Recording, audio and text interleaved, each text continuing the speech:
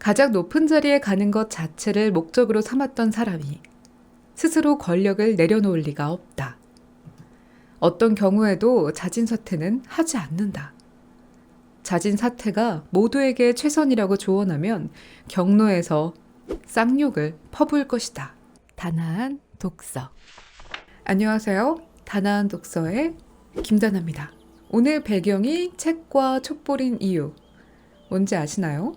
최근 윤석열 대통령이 비상계엄을 선포하고 많은 국민이 탄핵 시위한 결과 드디어 두 번째 탄핵 소추안을 통해 가결이 되었는데요. 이로써 대통령 권한이 정지되었고요. 현재는 헌법재판소에서 탄핵이 되는지 심판을 기다리고 있죠. 이 상황에서 많은 분들이 궁금해하는 것이 있을 겁니다. 윤석열이 잘못을 많이 했다는 건 알겠는데 어떤 잘못을 했는지, 그리고 윤석열은 그런 행동을 왜 했는지, 앞으로는 어떻게 될 것인지. 이 질문에 대한 깊은 통찰력과 분석을 가진 분이 있습니다. 무당 아니고요. 바로 전 장관이자 작가인 유시민입니다. 그의 운명에 대한 아주 개인적인 생각을 냈는데요. 이 책은 올해 6월 19일에 나왔어요. 저는 최근에 읽었는데 아주 놀라운 게요. 이미 유시민 작가는 여러 가능성을 현실적으로 파악해 윤석열의 앞날과 우리나라의 미래를 직시했습니다. 현재 이 상황에 놓이기까지 우리나라는 어땠으며 어떤 과정을 거쳤고 또 앞으로는 어떤 방향으로 가야 하는지 모든 것을 보여주고 제시하고 있는 책입니다. 저는 유시민 작가의 책을 처음 읽었는데요. 명성은 익히 알았는데 정치를 모르는 분들도 아주 쉽게 이해할 수 있도록 문장의 가독성이 좋고 명료했습니다. 또한 올바르고 깊은 지혜를 가지신 게 문장에서도 드러났고요. 윤석열이 대체 어떤 사람인데 하고 궁금하신 분들, 윤석열을 잘 안다고 생각했던 분들, 그리고 그의 앞날이 어떨지 궁금하신 분들이 모두의 읽기 좋은 책, 지금 같이 리뷰해볼게요. 다나한 독서. 머릿말에서부터 작가는 윤석열의 운명을 이미 예견했습니다. 이 책이 6월에 출판이 되었으면 원고 작성은 훨씬 전이었을 텐데 앞날을 정확히 내다봤죠. 그가 어떻게 할지는 비교적 확실하게 알 수 있다. 하지만 상황이 그가 마음먹은 대로 흘러가지는 않는다. 국민은 사퇴 또는 협치를 요구하겠지만 그가 응할 가능성은 없다. 결국 국민은 국회와 정당의 대통령 탄핵을 요구할 것이다. 그의 운명은 국민 여론의 압력이 얼마나 강한지에 달렸다. 압력이 충분히 강하면 모든 것을 바꾼다. 충분히 강하지 않으면 그 무엇도 달라지지 않는다. 어중간한 해법은 없다. 그렇게 국민은 대통령 탄핵을 요구했고 강한 압력에 탄핵이 가결되었는데요. 그러면 궁금해집니다. 대체 이런 상황까지 어떻게 오게 되었을까? 작가는 윤석열을 도자기 박물관에 들어온 코끼리라고 표현했습니다. 윤석열의 대통령 당선은 정치적 사고였다. 표를 준 유권자들도 그가 이토록 무지하고 무능한 포악한 사람인 줄은 몰랐다. 윤석열은 도자기 박물관에 들어온 코끼리와 같다. 의도가 아니라 본성 때문에 문제를 일으킨다. 도자기가 깨지는 것은 그의 의도와 무관한 부수적 피해일 뿐이다. 그를 정치에 뛰어들게 한 동력은 사회적 위계의 가장 높은 곳을 바라보는 생물학적 본능이었다. 그는 대통령의 권한으로 사회적 선과 미덕을 이루고 싶어서가 아니라 대통령이 되는 것 자체를 목적으로 삼았다. 국민을 속이지 않았다. 검찰총장으로서 대통령 후보로서 자신의 모습을 있는 그대로 보여주었다. 그런데도 그를 정확히 보려 하지 않았던 유권자가 적지 않았다. 화장과 조명으로 윤석열의 결함을 감춰둔 언론에 속은 시민도 많았다. 그래서 대통령이 되었다. 윤석열이 대통령이 된 이후의 행보에 대해 유권자는 외면하기도 했는데요. 한편으로는 이런 생각이 들기도 하죠. 누굴 뽑아도 그래, 다 못된 사람이지. 완벽한 사람이 어디 있어. 작가는 그런 생각에 대해서는 이렇게 말합니다. 우리는 더 나은 국가, 더 많은 자유, 더 유능한 정부를 원한다. 사회를 최대 민주주의 쪽으로 이끌어가는 대통령이 필요하다. 그놈이 그놈이라는 말은 입에 담지 말자. 누가 해도 똑같다는 말은 틀렸다. 어떤 사람이 권력을 쥐느냐에 따라 사회의 상태와 국민의 삶은 크게 달라진다. 누가 해도 똑같다는 말 어디서 들어보지 않았나요? 하지만 누가 대통령이 되는지는 중요합니다. 그리고 천천히 우리 일상의 삶에 영향을 미치죠. 윤석열이 대통령이 되고 난 후 그의 행동은 어땠을까요? 작가는 윤석열을 지켜본 결과 이런 사람으로 봤습니다. 윤석열도 비속하다. 주체적으로 사유하지 않는다. 처지를 바꾸어 생각하는 법이 없다. 자기 객관화도 자기 성찰도 하지 않는다. 그저 본능과 욕망이 명하는 대로 한다. 그래서 자신의 언어가 없다. 자신의 행동을 스스로 설명하지 않는다. 이런 사람이 위계 조직의 최고 권력자가 되면 남도 사유하지 못하게 한다. 조직원 모두를 자신처럼 비속하게 만든다.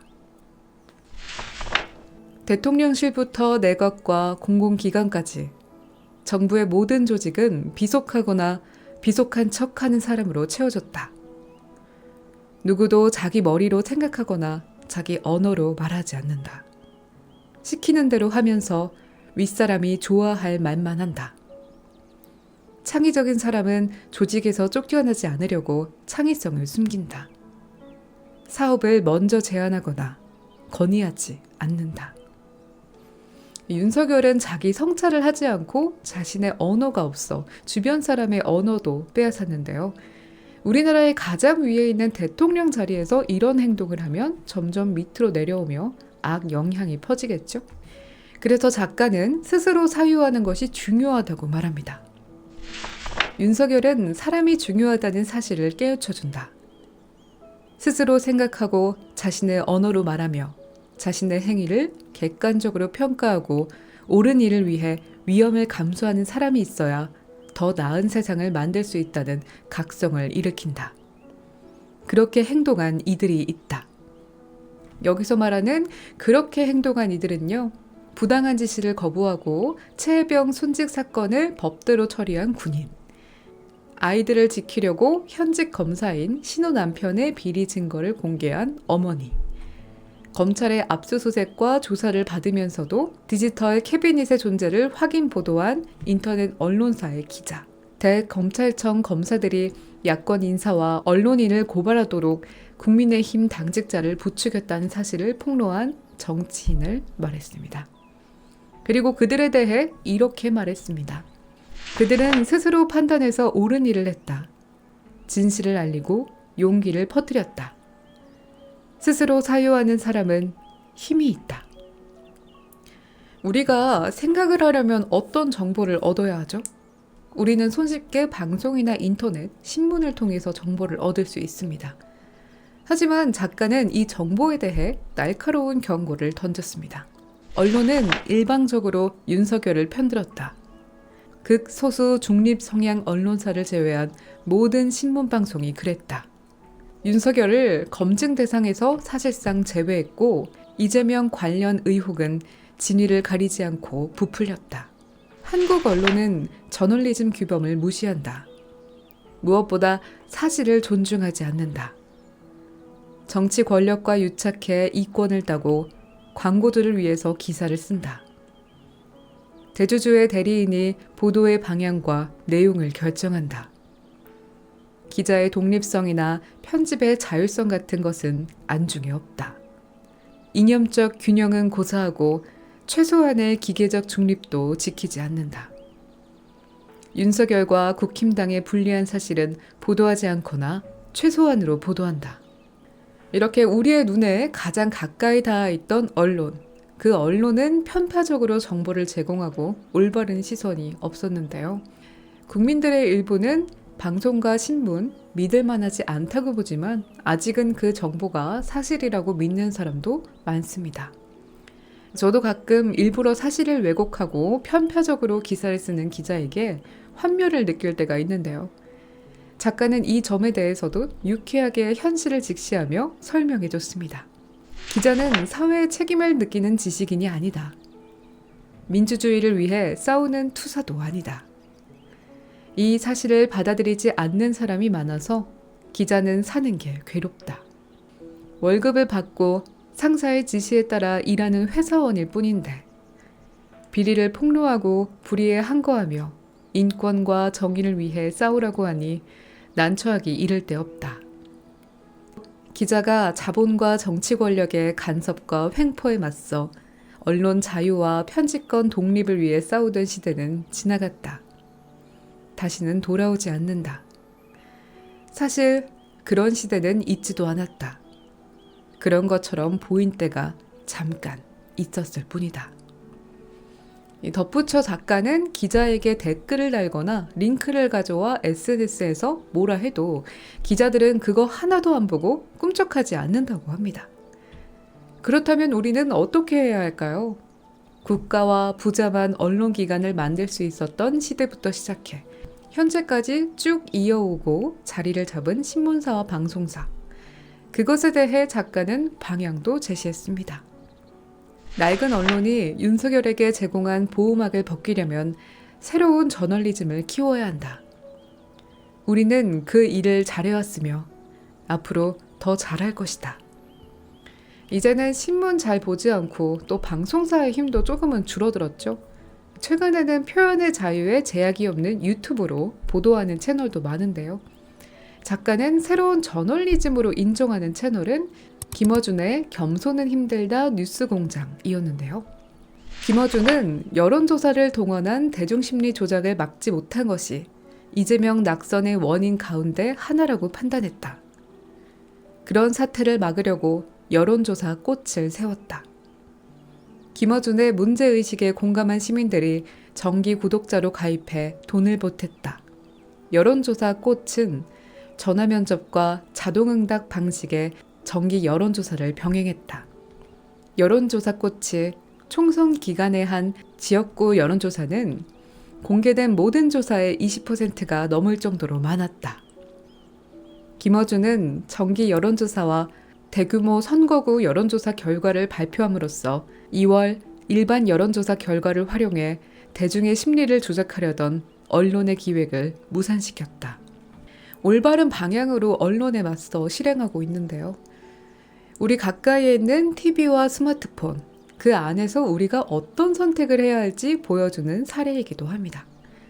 작가는 언론에 대해 이런 말을 했습니다. 나는 언론 엘리트의 자기만족에 보탬이 되는 신문이 아니라 세상의 균형을 위해서 편향되었다는 비난을 기꺼이 감수하는 신문을 보고 싶다. 여기서 말하는 언론 엘리트의 자기만족은 두 가지로 볼 수 있죠. 자본주의로 편향되고 왜곡된 정보를 제공하는 언론과 또 하나는 중립만 지키며 자기 만족하는 언론을 말하는데요. 균형을 말하기 전에 한쪽에 모두 있고 나머지 반대쪽에는 자리가 없습니다. 그래서 여기서 말하는 세상의 균형을 위해 편향되었다는 비난을 감수하는 반대쪽에 있는 신문을 보고 싶다고 하는 거죠. 작가의 시선은 올바르고 더 나은 쪽에 늘 향해 있습니다. 자신보다는 국민을 위해, 국가를 위해 더 나은 방향을 제시하는데요. 이와 반대로 개인만의 이익을 위해 선택한 이에 대해는 이렇게 말합니다. 사람에게 충성하지 않는다. 검사 윤석열을 유명하게 만들었던 이 말은 해석하기에 따라서 의미가 달라진다. 다른 무엇에, 예컨대 헌법이나 특정한 이념에 충성하겠다는 뜻이 아니라 자신이 속한 집단의 가장 높은 곳에 오르겠다는 의지의 표현일 수 있다. 이렇게 해석하면 윤석열의 인생을 일관성 있게 설명할 수 있다. 사법시험을 9번 본 것은 어떤 가치를 이루기 위함이 아니라 오로지 검사가 되기 위해서였다. 박근혜 국정농단 사건을 파헤치고 이명박을 구속한 것은 사회 정의를 실현하기 위함이 아니라 검찰의 상층부로 올라가고 싶어서였다. 문재인에게 수사권과 기소권의 완전 분리를 포함한 검찰개혁을 강력하게 추진하겠다고 말한 것은 검찰총장이 되기 위해서였다. 올바르거나 대의를 위한 것이 아닌 자신의 이익을 위해 선택한 윤석열이었는데요. 탄핵이 진행되기 아주 전부터 작가는 윤석열이 자진 사퇴를 하는 것이 가장 좋을 것이라고 봤습니다. 그러면서 그 뒤도 예상했죠. 가장 높은 자리에 가는 것 자체를 목적으로 삼았던 사람이 스스로 권력을 내려놓을 리가 없다. 어떤 경우에도 자진 사퇴는 하지 않는다. 자진 사퇴가 모두에게 최선이라고 조언하면 경로에서 쌍욕을 퍼부을 것이다. 그리고 이어 탄핵이 된다면 헌법재판소를 믿고 버틸 것이라는 예상도 했는데요. 아직 결과를 앞두고 있는 지금 과연 어떻게 될까요? 깊은 통찰력과 예리한 분석 그리고 올바른 시선으로 우리나라를 보는 작가는 마지막으로 이런 말을 남겼습니다. 그의 운명에 대한 나의 주관적인 생각이 틀렸으면 좋겠다. 하지만 그럴 것 같지 않다. 그래도 대한민국은 괜찮은 것이다. 모든 것은 지나간다. 윤석열의 시간도 지나간다. 그가 어떻게 되든 우리의 삶은 계속된다. 역사는 나쁜 때가 지나면 좋은 때가 온다고 말한다. 그 격려를 독자와 나누고 싶다. 희망은 힘이 세다. 단아한 독서. 그래서 이 책을 읽고 나면 시선은 올바른 쪽으로 그리고 행동은 한 발자국 더 나아가게 됩니다. 제가 언급한 것 이외에 이 책에는 많은 이야기가 있습니다. 구체적으로 윤석열이 어떤 행동을 했는지에 대한 객관적인 증거와 그리고 윤석열이 했던 행동들에 대한 깊은 심리 파악이 되어 있는데요. 흐름상 이야기하느라 생략했지만 이재명에 대한 분석과 미래도 나와 있으니 더 궁금하신 분들은 읽어보시는 걸 추천드릴게요. 여러분의 의견이 있다면 댓글로 남겨주시고요. 좋아요, 구독, 알림 설정 해주시면 감사하겠습니다. 그럼 저는 다음 책으로 돌아오도록 하겠습니다. 단아한 독서의 김다나였습니다.